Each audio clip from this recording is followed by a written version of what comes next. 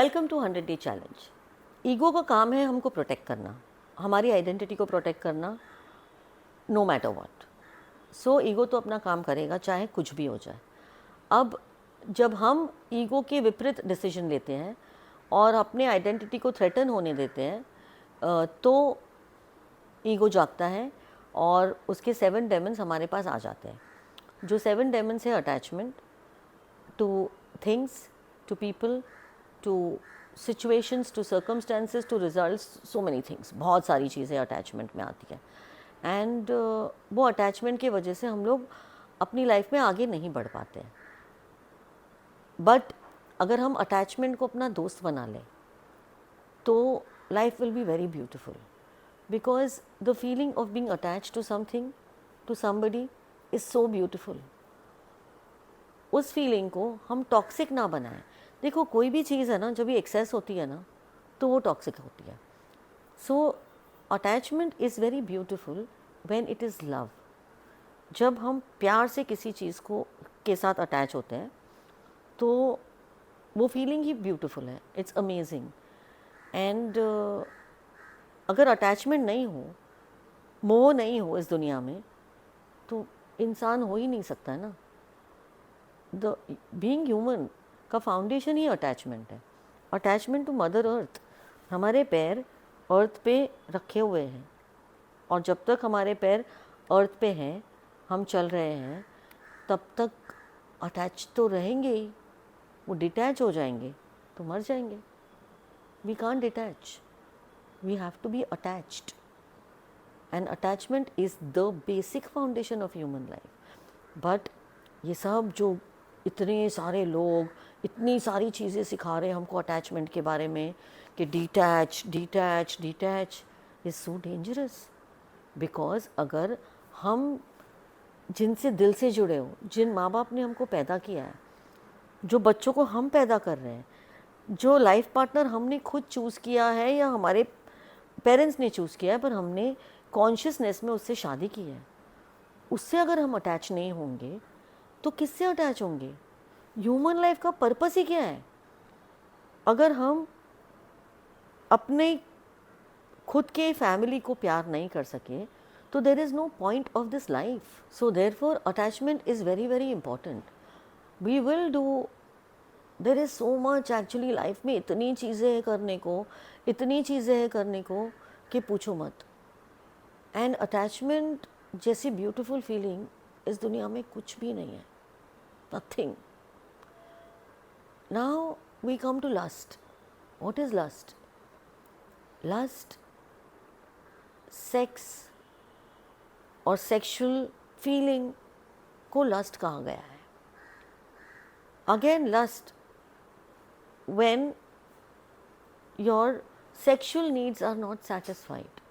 जब हम अपने खुद के डिज़ायर से दूर भागते हैं, बिकॉज हमारे वर्ल्ड ने हमको सिखाया है कि suppression of your own feelings is very important. अपने आप को सप्रेस करो, अपने आप को पनिश करो, अपने आप को पेन दो। ऐसा इंसान करते हैं और ऐसा हमको सिखाया गया है। किसने सिखाया है ये मुझे पता नहीं है। जब मैं रिलीजन की पढ़ाई करूँगी तब मुझे वो पता चलेगा कि who has taught us this.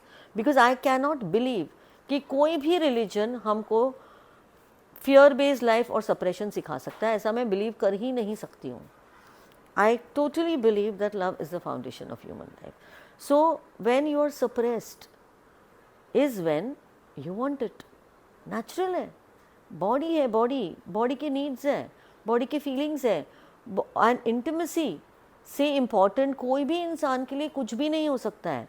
जब बच्चा पैदा होता है ना, तो सबसे पहले that child has mother's milk, और वो जो वार्मथ, वो जो फीलिंग, वो जो security, safety and satisfaction of drinking that milk is the first point of contact of a child.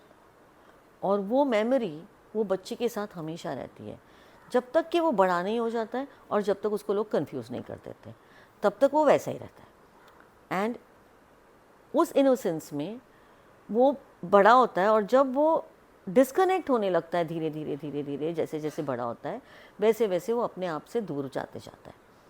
इंसानों के लिए ह्यूमन कनेक्ट, इंटीमेसी बहुत ज़रूरी है। और इंटीमेसी का मतलब सेक्स नहीं है, इंटीमेसी का मतलब इंटीमेसी है, इंटीमेसी का मतलब प्यार है, इंटीमेसी का मतलब एक प्यारा सा हग आप करो। जैसे मैंने बोला, माँ और बच्चे का जो रिलेशनशिप है वो इंटीमेट है, उससे इंटीमेट रिलेशनशिप और कोई भी नहीं हो सकता है, इम्पॉसिबल। एंड दैट फीलिंग अगर हम हर एक इंसान के साथ शेयर कर सकें वो प्योरिटी के साथ, तो लाइफ ही अलग हो जाएगी। बट बिकॉज हमको हमारे खुद के फीलिंग सप्रेस करना सिखाया गया है, we feel a desperate need for sex. और वो डेस्परेशन में 90% ऑफ द प्रॉब्लम्स आकर, 90% of the problems in this world का foundation is suppression. And sex and money, ये दो चीज़ के वजह से सिविलाइजेशंस लुट गए, पर हम नहीं सीखे। इसका तरीका क्या है? इसका बहुत बेसिक तरीका है that this is normal. Sexual feelings are normal. Sexual feelings जो प्यूबर्टी पे आती है वो नॉर्मल है।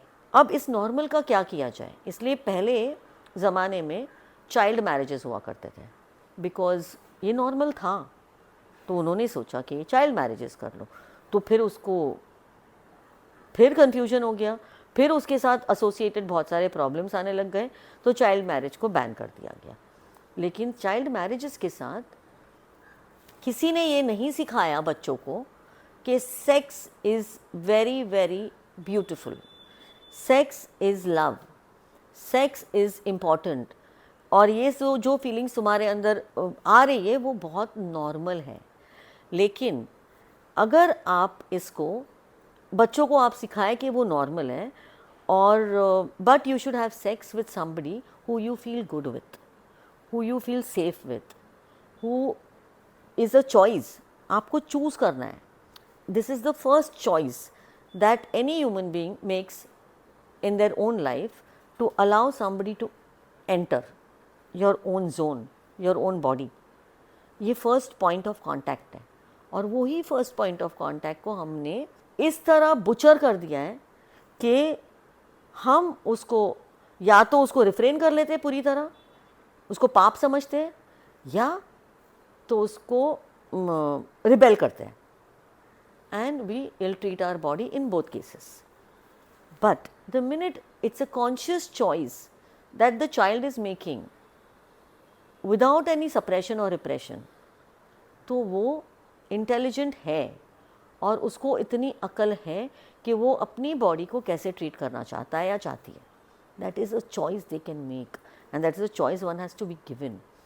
एंड दैट यूनियन से बच्चा पैदा होगा, उसकी तैयारी वो दोनों को होनी चाहिए.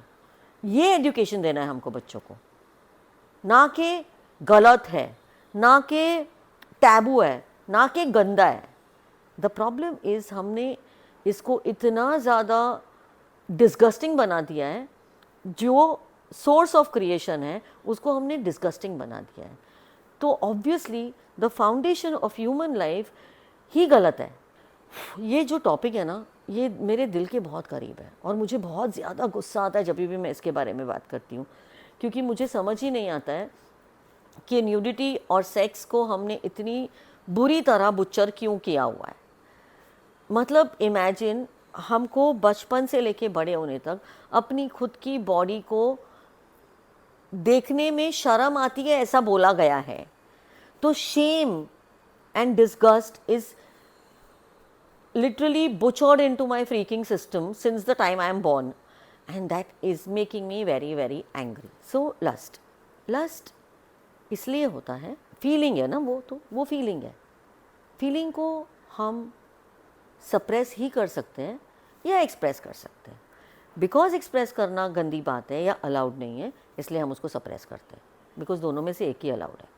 अब तीसरा रास्ता है, वो क्या है?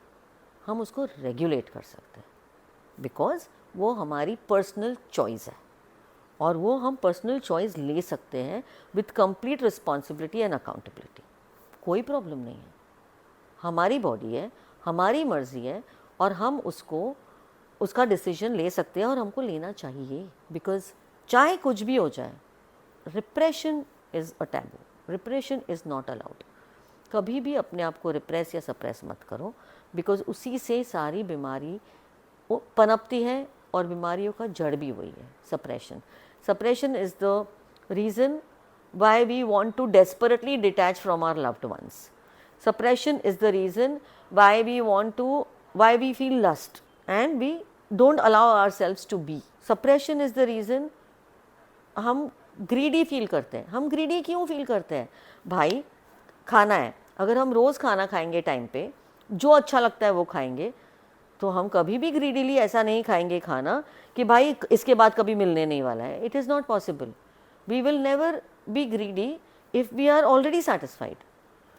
So we are greedy for money also, we are greedy for everything, because हमको greed सिखाया गया है, हमको hoarding सिखाया गया है, हमको ये डराया गया है कि तुम अभी संभाल के नहीं रखोगे तो कोई उसको लूट के लेके जाएगा या ये हो जाएगा या वो हो जाएगा, इसलिए हम उसको सब चीज़ को होल्ड करके रखते हैं। और greed की वजह से again we fall into trouble and हम अपने आप को कंट्रोल नहीं कर पाते हैं। वो क्या है ना, हम हर चीज़ को दिमाग से कंट्रोल करने की कोशिश करते हैं, दिमाग में जितनी मेमोरीज़ है उससे, और हम ने कभी ये एक्सपीरियंस ही नहीं किया या अपने बॉडी को अलाउ ही नहीं किया अपने आप को एक्सप्रेस करने के लिए, और अपने फीलिंग्स को कभी एक्नॉलेज ही नहीं किया है।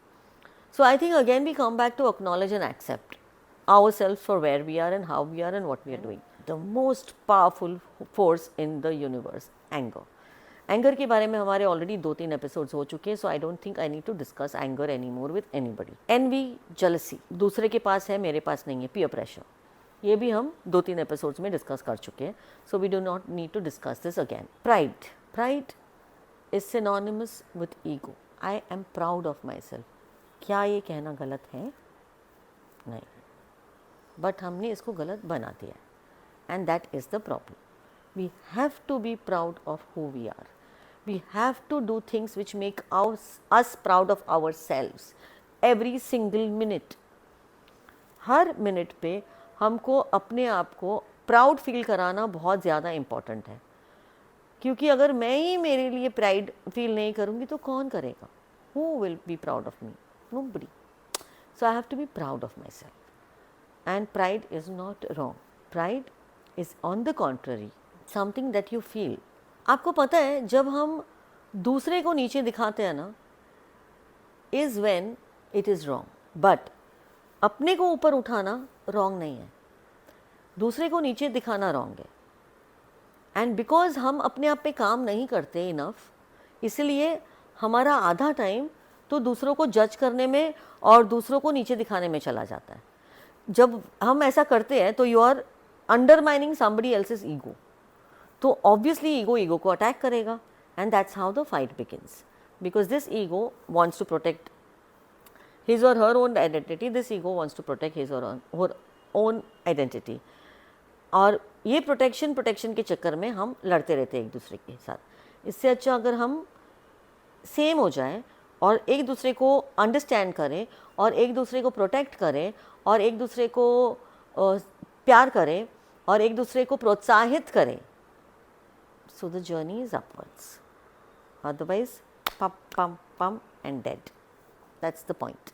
So pride is very, very important when it is directed in a positive, constructive manner towards your own self and your own skills and your own body and your own needs, desires, aspirations, dreams. That is what is pride. Finally, illusion. जब हम अपने illusion को अपना dream बोलना शुरू कर दें ना, वो दिन हमारे सारे प्रॉब्लम सॉल्व हो जाएंगे। एवरीथिंग।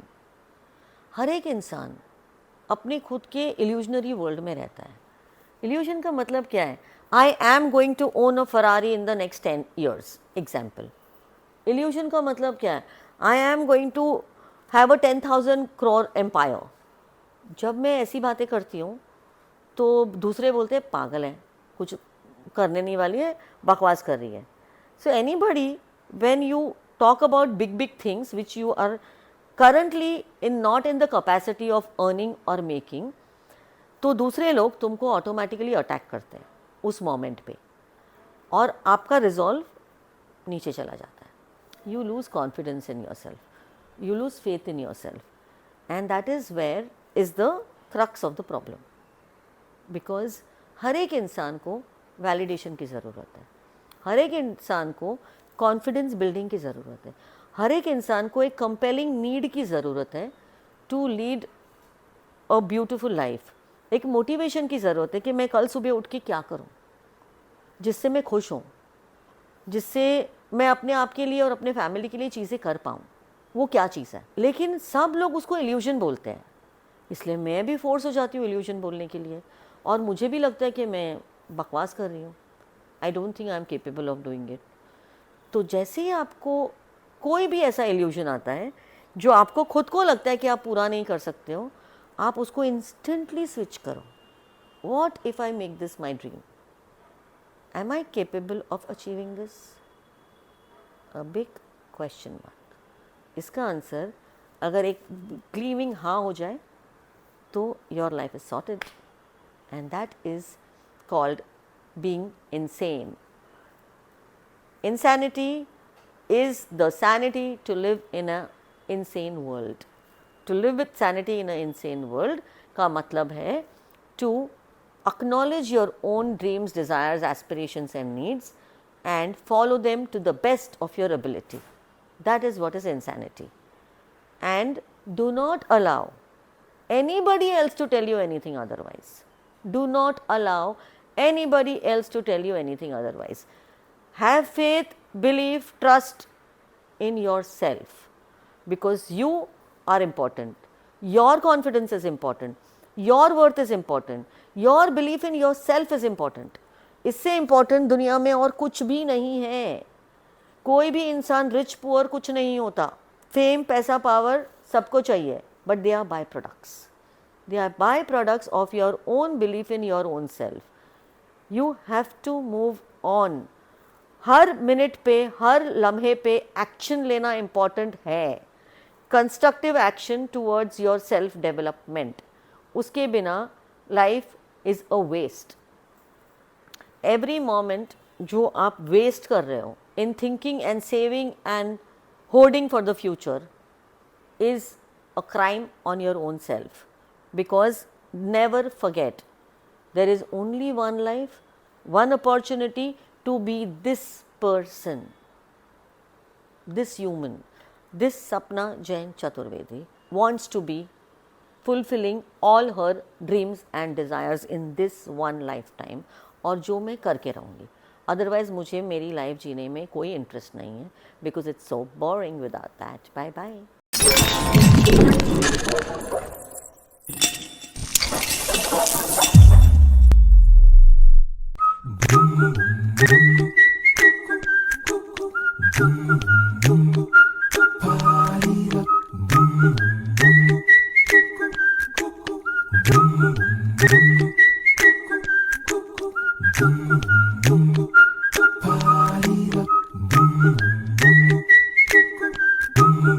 Boom.